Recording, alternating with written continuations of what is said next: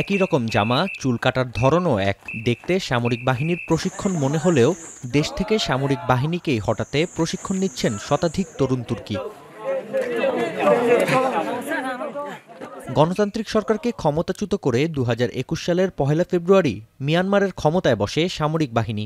দেশকে সামরিক শাসন থেকে মুক্ত করতে প্রতিনিয়তই বিদ্রোহীদের সঙ্গে যুক্ত হচ্ছে সাধারণ মানুষ। এমনই একটি বিদ্রোহী গোষ্ঠী বামার পিপলস লিবারেশন আর্মি বিপিএলএ, যা গঠিত হয় সামরিক অভ্যুত্থানের মাত্র ২ মাসের মধ্যেই। গেল অক্টোবর থেকে শুরু হওয়া বিদ্রোহীদের সশস্ত্র অভিযান অপারেশন 1027-এর অন্যতম অংশীদার বিপিএলএ। রক্তক্ষয়ী যুদ্ধে দিন দিন কোণঠাসা হচ্ছে জান্তা সরকার। গুরুত্বপূর্ণ মায়াবতী শহরসহ এরই মধ্যে দেশের অর্ধেকের বেশি এলাকার দখল নিয়েছে বিদ্রোহীরা।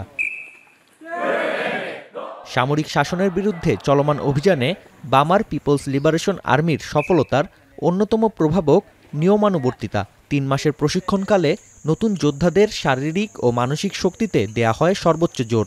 এ সময় মুঠোফোন ব্যবহারে থাকে নিষেধাজ্ঞা।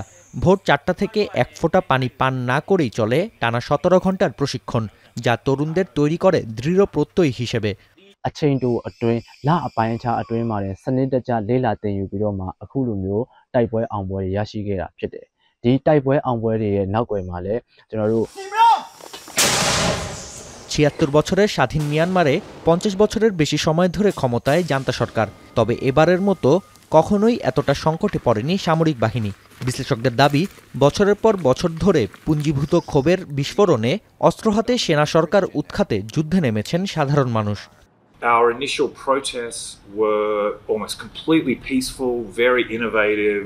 It really showed the spirit of multiple generations who were taking to the streets. And when they became violent and the Sakasar started murdering people, I think there was this initial compulsion, let's go, let's fight, let's train. গেল ৩.৫ বছরে জান্তার বিরুদ্ধে সশস্ত্র যুদ্ধে প্রাণ হারিয়েছে বামার people's liberation আর্মির ২০ জনের বেশি সেনা।